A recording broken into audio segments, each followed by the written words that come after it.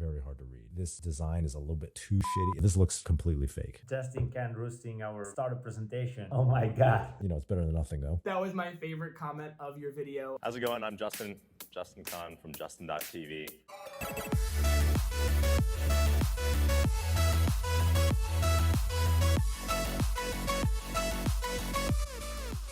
All right, what's up guys? It's Justin Kahn, your favorite founder's favorite founder, and today we're gonna do a pitch deck review.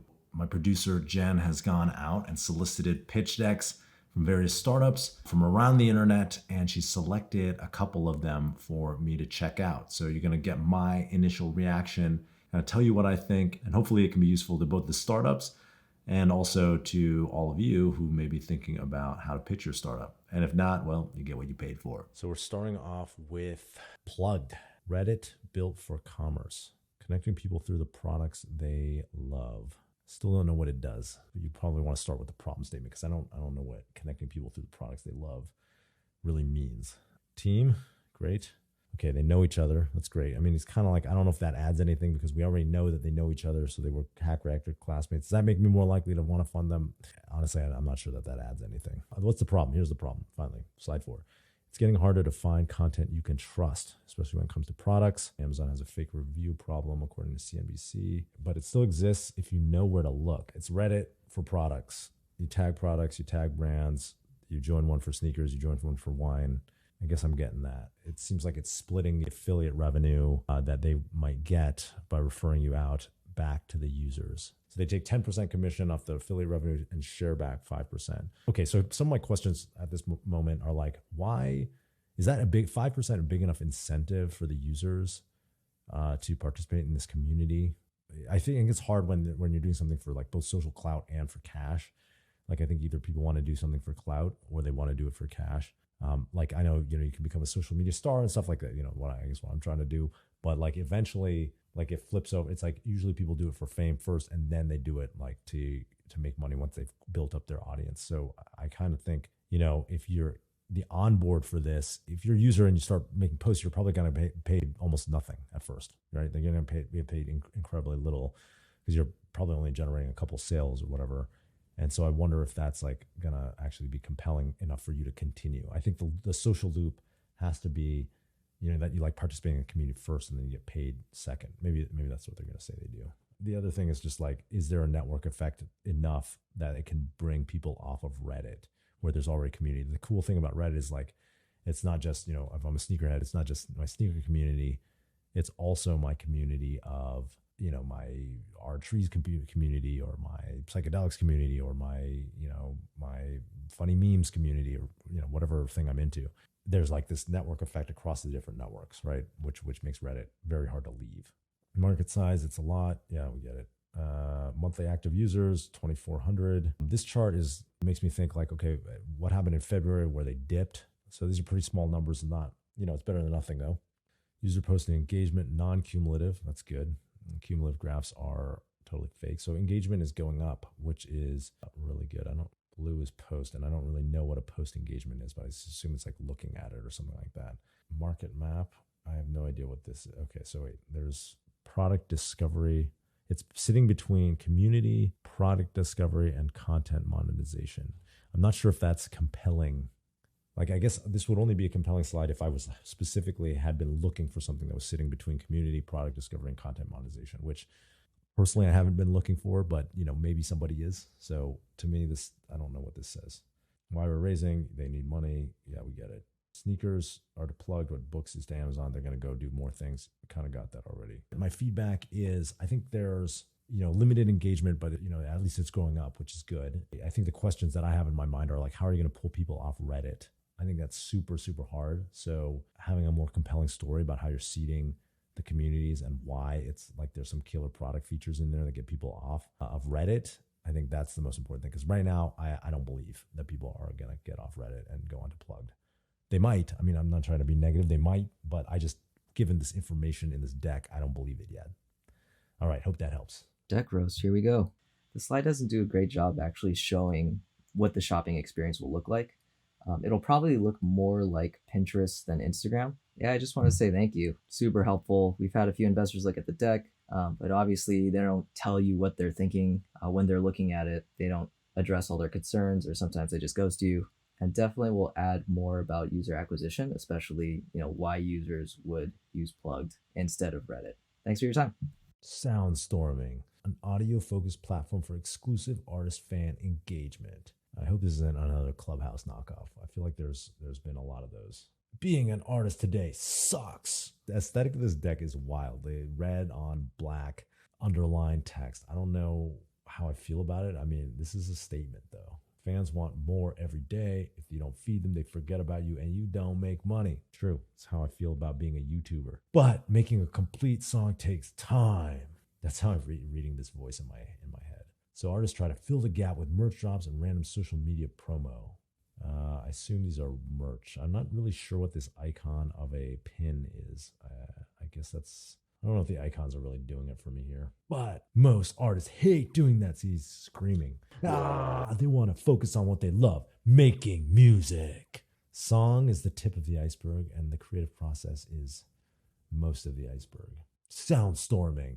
Normally, I would say like 7 slides or whatever it's been to get to like what your product actually does is kind of crazy. But I, to be honest, I appreciated walking through that little visual story. Is this like sharing your like Ableton stems or like your parts of your like work in progress? Like, don't people do that on Instagram already? Okay, but then this is monetization, not just sharing. Okay, artists click the record button in the app and record their musical idea. 2, the idea shared to the artist's fans and the other artists in a global community. 3, fans and other artists can interact with the idea or even contribute to it, clicking the collaborate button. I feel like there was something that was trying to do this, like a little bit of like a collaborate and open the creative process to fans. It's kind of a wall of text. In all caps, it makes that very hard to read, but I think I get it. So they launched. Looks like they had a pretty cool party. Business model. Users subscribe to be a part of the artist's creative process. So it's like a Patreon or something like that. We're looking for 1.2 million investment. Okay, who's doing this?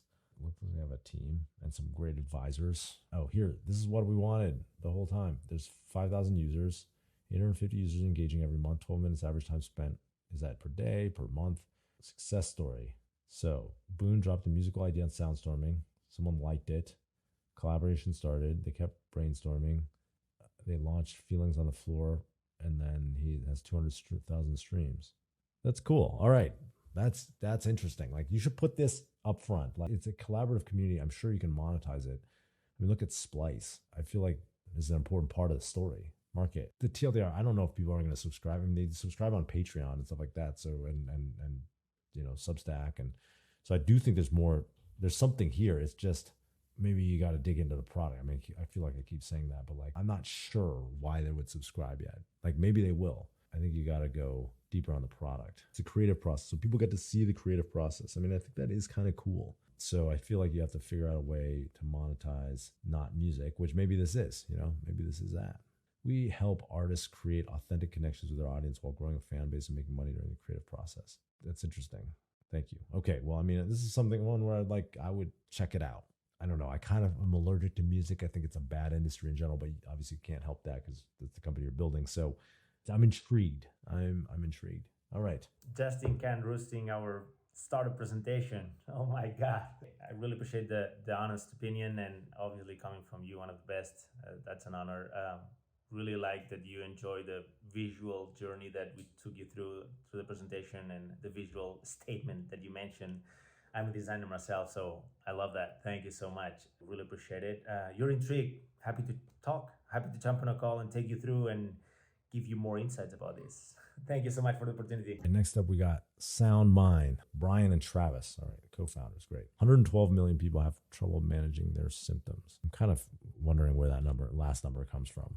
86%. Solution, music therapy app that generates personalized soundscapes and brain exercise powered by AI. Every time anyone says powered by AI, I'm skeptical now. It's like, what AI? Like, why does it need to be AI? Help victims of trauma manage their pain through mood tracking journaling. Drive sound customization through sonic profiling. Maybe that's the AI. What is sonic profiling? I'm intrigued. I can't even really see what this says. But I think it says rainforest atmosphere, heavy winds, birds chirping. My nature sounds that piano and birds, but no heavy winds because heavy winds are triggering. Do people really want to customize audio for their relaxing soundscapes? I am not sure. Like when I just want to go on Spotify, I got that relaxing Spanish guitar playlist. So this seems like a lot of products jammed into one. Like there are mood tracker products, there are brain concentration training products, there are relaxing music products. Why should all these products be in the same app? Why is it creative for all these products to be in the same app? I am skeptical that you can make a better product than all these other guys are making individual products. Monthly price subscription. I mean, if people use it, I'll believe they'll pay. That's pretty known now. It's like people will pay for apps that they use. Competition, affordable, and it's trauma tailored. So I hate these 2x2 graphs. Why is it better for it to be trauma tailored versus not trauma tailored? Or even affordable versus not affordable? That might just mean you're like making less money. Although, are you charging less than Headspace? It seems like it's kind of like it's still expensive, right? Soundmind is going to be $9 a month. Is that more affordable than Headspace? I don't think so. I don't think Headspace is Headspace more than $9 a month? 9 or 15. I'm not sure if that's affordable or not. Go to market. There's a lot here. I don't get it. Like, I guess I would pick the things that are important here and then highlight them. They seem like they've got the uniform down. Seem reasonable. Advisory board. Okay. A lot of people. Great. 250,000 to complete app development and reach 12,000 in recurring revenue. So at YC, we always said, like, why? Why do you need money to complete your app development? Like, you should just be building your app right now with your teammates, some of whom hopefully are programmers. If you don't have programmers on the team, that's like, that'd be a red flag. It goes back to product. Like, why is this a compelling product? What's the evidence that this product is compelling? I'm not seeing it. Like, I heard what the product features are, but I really want some evidence. Evidence for product compellingness could be tons of people are using it, or a few people use it all the time, or one user case study where it changed this person's life. That's what needs to happen here. It's like, we need to see some reasons why this is a compelling product. All right. Dude, what are you doing? We're recording. Hey, Justin, just wanted to let you know our uniforms are in check. That was my favorite comment of your video. I want to thank you so much for responding to, our pitch deck and our company overall. One of the things you mentioned was Spotify and Apple Music, and something I kind of want to let you know is that there's actually certain sound bites of the overall pieces on Spotify and other, generalized, recording apps or whatever that are actually triggering. So what we do is we eliminate those small soundbite triggers. We eliminate any of that kind of possibility so that the people actually can input their past trauma, their current trauma, and that's kind of where the sonic profiling comes in. Not only are we able to monitor a user's implicit and explicit inputs, we're also able to monitor what happened in their past and kind of take that all together to create that sonic profile that creates data points, statistics, and then actually engages. The more you engage with our application, the more we're able to learn and kind of go forward with that. By the way, we thought that the business model slide would be very, very important for you, but apparently not, because you skipped over that slide. But that's okay. Thanks so much, Justin. All right, we got Stack Hub. The problem: inflexible online resources, latency of responses, elitism, unfriendliness. What does that apply to? The problem with what? This is not a great start, to be honest. Market size, 14 million. Stack Overflow users. Okay, so this is the problem with Stack Overflow. Benefits for contributors, reputation, and small favors. Ask for a small favor in return. It could be a survey, retweet. Shouldn't it be cash? I feel like in a one-on-one, you probably get more compelling usage and people participating in the marketplace if they were getting paid for this, which I could see working. All right, product. So one thing about putting your product, I leaned in here. I'm like, what? I can't even see this. This is the screenshot. I can't even tell what's going on here because it's so small on my screen. So if you're going to put product screenshots, you got to blow it up, cut out all your Chrome, just zoom in on the main UX or something. Cause I have no idea what's going on here. Struggling to solve a bug. Is this the why you would use it? Okay. One, why you use it. Struggling to solve a bug. Struggling to solve a bug on the online stores are difficult to understand. I mean, I actually have had this problem. I feel like this design is a little bit too shitty. It's too bad. I mean, I don't want people to spend too much time on their decks, but this looks a little bit too clip art-ish, Ask a question. Oh, I see. I thought these were the problems that you're solving, but this is the workflow. Maybe you're struggling to solve a bug, number one. Two, you ask a question, send a DM to a Stack Hub user. 3, speak with someone. Okay. So maybe this should all just be on one slide. Competitive advantage. This is not really competitive advantages. These are just more what your product will do differently than others, right? But Stack Overflow could add this. I'm not saying they will. Usually people are slow to respond to things, but I don't know if this is really competitive advantage is probably not the right phrasing here. Revenue model, advertisement, HR for tech companies. Why not just charge users for it? Have experts who will pay and then just make it a marketplace.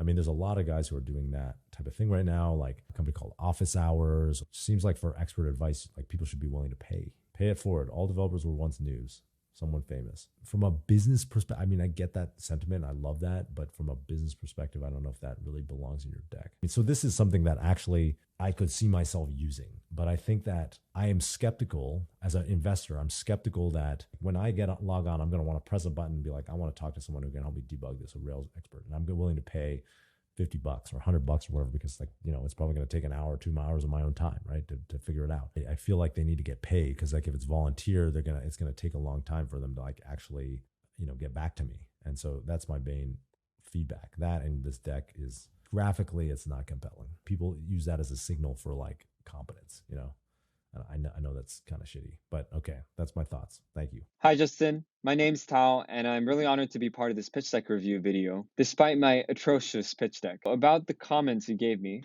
first of all, the visual representation was trash, and there's a lot to be improved, to say the least. So I'll definitely work on that. And also about the business idea, I agree that there's not enough incentive for the engineers to help unless I pay them cash. But I also realize that there's already a service that does that. So I'm thinking of moving on to a different idea. I know you're busy, so I really appreciate it. I also hope that the channel grows even more, because it's great content and I really enjoy it. All right. Thank you, Justin. Right. Neat. Manage all your files from one place. Teams have files scattered across all platforms. UX. I mean, it looks like a cool looking UX, but I just really don't get how this works. So like this product, I'm like, what does this product do? Okay. So it's like pretty early. I get it. Okay. I mean, I like that they're an engineering led company. That's great. It'd be great to have these like people's backgrounds specifically, probably. Here you're investing in the team, right? So you want to prove that it's a team worth investing in. I guess my TLDR on this is like, I understand it's early. So you have to say like, one, it's the team that you're investing in. Two, it's like, what is the core thesis behind the product? I guess that's what's missing is like here, when you talk about the product, it's just like, manage all your files from one platform. Maybe that's the core thesis, but maybe it has to be a little bit more in depth than that, because like I don't understand what that means. And that's kind of important. And everything else, I guess, is like irrelevant if you don't understand what that means. Because I'm not trying the product at this point, right? So maybe it's one of those things where you have to try the product, or you want to put a demo video in or something. But it's like I need to really understand what it means to manage all your files from one platform. For what it's worth, I did invest in a company that was kind of trying to build like a search across all different files in a company's, like all these different SaaS files that, that the companies use. And they had a compelling story for like, what is the workflow that people want to use it for? I like that you identify the customer. I just, there's probably not enough about the product. All right. Good luck. Here we've got TopSavings, grocery price comparison made easy. I like the deck design. This is a cute one. You got like P-Bank guy. Finding the best deal on groceries is difficult and time consuming. Here I'm thinking like, okay, this is where like, I'm a disconnected rich guy, and so are most investors. But I know that people care about clipping coupons, and there's probably a large number of people who care about that. All right, we show you which stores save the most. So this is kind of like a good RX or something, which is like does price comparison with prescriptions and pharmacies. And this is that maybe for groceries. You build your shopping list first. Okay, then you calculate savings, and it shows you the store to go to. That's pretty cool, actually. That's interesting. So it's like if you want to save money, this is like the Streamline app to help you save money. So what's going through my mind now is like, okay, what are the alternatives that people do right now? Are they clipping coupons? Are there any other apps out there? Because I haven't been really watching this space. I like that this deck has very minimal words in it. It's just it's like, what is compelling? Save $200 a month. Yes, that makes sense to me. Save time. Yes, that makes sense to me. No coupons, no flyers, no other apps. You don't have to deal with any of the bullshit. That makes sense to me. I love that. This aesthetic in this deck is good. This is like more the grocery market overall. I mean, we get groceries a big market. I guess I'm wondering, what is the coupon clipping market? They deliver flyers. We make savings easy. So this is the question I had earlier. So Flip, I assume, is competition. I like this aesthetic, very simple. But here, I don't really get what the difference is. So I think it would benefit you from having a little bit more of an explanation of like how you work versus how they work. Okay, here's maybe it. So Flip, this is like a list of features, but I don't really, because remember, I'm a guy who doesn't do the price comparison. So like, and I guarantee most investors do not. What are these critical features? And maybe write them out or demonstrate them in a more comprehensive way of like, what are people's daily workflows and how do they go through their day? And then like, how would this, like, it's kind of like Instacart has, and then premium features with subscriptions. Status, TensorFlow neural network. Like, is this an AI? Does this require AIs? And this just a giant database? Is this useful? What year is this also? This is a terrible slide. The status is like you're launching Canada on iPhone and Android. People are using the product, I hope. And then there's some features on the roadmap. I don't know what this slide means. Projections. Okay, yes. Exponentially increasing. This looks completely fake. I mean, this is just revenue increases, in an exponential perfect geometric curve. Like this is not compelling. I'm sorry. The team. Okay, that's like pretty good. What happened to these companies? If they got acquired or something, saying that would be great. Are you a programmer? How are you building this? That's what comes up for me. Steve McKenzie. Okay, there's multiple co-founders here. So when I first saw that first co-founder page, I was like, oh, this is the one guy. But there's multiple people looking for 12 months of financing to reach 160,000 active users in 12 months with $400,000. And they're going to get $1 million in revenue. Okay, I don't really believe this at all, but that's okay. So this is interesting. So I feel like this deck makes me want to try the app. I can see this being a business. There should be more what the product is exactly and how it makes people's lives better in their daily habits or workflows. Like that would be the most compelling thing. And I think that's what's missing. Overall, it's pretty good. All right. Good luck. Hey, Justin. Thanks for checking out our pitch deck. Your input was really helpful and I appreciate the feedback. All right, guys, that was my pitch deck review. If you disagree with the feedback, let me know in the comments below. Or if you liked it, let me know how you feel. As always, subscribe and bang that like button, and I'll love you forever. I'll see you guys next week. Later.